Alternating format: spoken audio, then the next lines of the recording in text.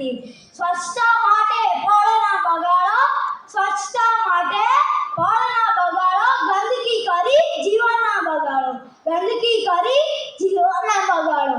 ગંદકી એ આપણા દેશનો રાષ્ટ્રીય રોગ છે. ગંદકી અનેક સમસ્યાઓનું મૂળ છે. ગંદકી એક પ્રકારના આપણને રોગોનો ભોગ બનાવે છે. આપણા જીવનમાં સ્વચ્છતાનું ઘણું મહત્વ છે. સ્વચ્છતા ત્યાં પ્રભુતા, સ્વચ્છતા ત્યાં સુંદરતા, સ્વચ્છતા ત્યાં એકતા. 2 ઓક્ટોબર 2014 ના રોજ રાષ્ટ્રીય આંદોલનના સ્વરૂપમાં સ્વચ્છ ભારત મિશનની શરૂઆત કરવામાં આવી હતી. આપણા માનનીય વડાપ્રધાન શ્રી નરેન્દ્રભાઈ મોદીએ ના ગંદકી કરીશું, ના કરવા દઈશુંનો મંત્ર આપ્યો હતો. આ મંત્ર આપણે ગામ, શહેર અને રાજ્ય સુધી પહોંચાડી સ્વચ્છતા અંગે વિચાર કરવો જોઈએ. શરીરની તંદુરસ્તી માટે આપણે સૌ પ્રથમ શરીરની સ્વચ્છતા અનિવાર્ય છે. આપણા શરીરની આંખ, કાન, નાક, દાંત, નખ વગેરે અવયવોને સ્વચ્છ રાખવા જોઈએ. સાથે સાથે સ્વચ્છ કપડાં પહેરવા જોઈએ. સ્વચ્છ શરીર અને સ્વચ્છ કપડાં પહેરવાથી આપણા મનને પણ સ્વચ્છ રાખે છે અને આપણા તાજગીનો અનુભવ થાય છે. આપણા ઉત્સાહમાં પણ વધારો થાય છે. ઘરની નિયમિત સફાઈ કરવી જરૂરી છે.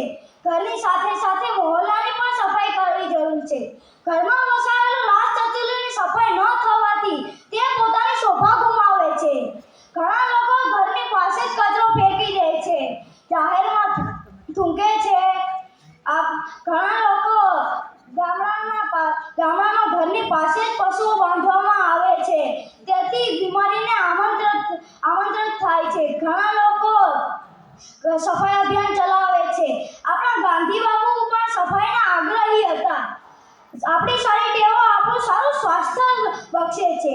કચરો હંમેશા કચરા પેટીમાં નાખવો, બહારથી આવી વ્યવસ્થિત રીતે હાથ ધોવા, ખુલ્લો વાસી ખોરાક લેવો નહીં. ખોરાક ખુલ્લો રાખવાથી તેના પર માખી બેસે છે અને આપણે રોગોનો ભોગ બનીએ છીએ. એક કદમ સ્વચ્છતા કી ઓરના પ્રયાસને સફળ કરવા માટે હું તેમાં તન, મન અને ધનથી જોડાઈશ અને આપણા માનનીય વડાપ્રધાન શ્રી નરેન્દ્રભાઈ મોદીનું સ્વચ્છ ભારત સ્વપ્નનો સાકાર કરવા માટે આવશ્યક પ્રયત્ન